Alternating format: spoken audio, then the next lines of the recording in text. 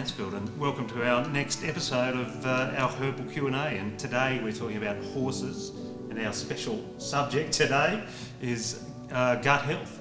So Kathleen's just going to give us a little introduction about gut issues with horses, and then we'll get into some questions. Gut issues in horses have become quite highlighted in the last 5 years. More and more research is coming out about the importance of the microbiome, the effect that it has on the immune system, and of course domesticated horses, with their, particularly sport horses, and their domestication in general has, I guess, compromised horses' diets, and it's also compromised their overall digestive system. So we'll often get horses that are not only diagnosed with ulcers, but they'll get irritable bowel syndrome, they'll get colitis, and any number of things in between those conditions. And of course there always has to be some kind of solution to that, which there is within diet and within herbal medicine. Horses and gut health has become quite obvious in the last couple of years, with clients contacting us regularly for all sorts of issues. I think one of the things that's really quite obvious to me is people are observing their horse's behaviour, with ears back, cranky, getting being girthed up, not going as well, and these have often been identified as being symptoms of gut problems. So we might discuss those in a little bit more detail. Why don't we talk about some of the specific gut issues that we often get inquiries for? So what are the most common ones that we often see in the practice? So usually what we'll have is a vet has diagnosed ulcers. That's usually your first inquiry. So those horses usually have been identified as having ulcers with a scope.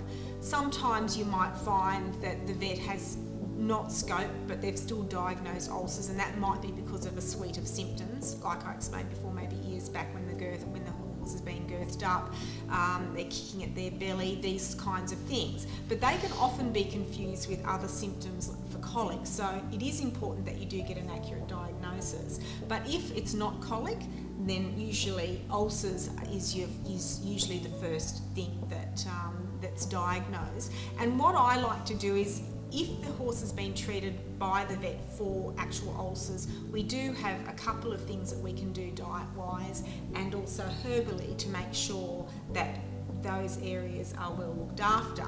The thing that I find the most important to look after is the mucosal lining, and I talked about that in our previous episode about human immune systems and what it is with the integumentary system of, for example, the mucosal lining through the nose, the mouth, moving all the way down into the gut. And we want to make sure, particularly in the cases of ulcers, that we've got a couple of things happening. We want this action of the peristalsis of the gut, this movement in the gut has to be really healthy and moving well, and we also want the mucosal lining, or the mucosal cells that produce this wonderful mucin that protects the lining of the gut. We want to make sure that that's really healthy. So there's quite a few herbs that we use, and the Equigesta pre-product is the one that actually contains these herbs. The first herb that I like to use is slippery elm powder. It's got high levels of inulin in it, and inulin is well known to act as a prebiotic in the gut. We also like to use aloe vera because that nourishes directly and adds this lovely lubricating factor, this mucosal or mucilaginous factor, and of course slippery elm powder does the same thing. So when you're actually nourishing the digestive system at that level and you're plumping out the cells of that first layer in the gut, you are literally encouraging the cells that may previously have been atrophied to plump up and to have much greater degree of mucin, and that's actually what's creating this protective lining in the gut. And if that's not present, that's actually why you get ulcers.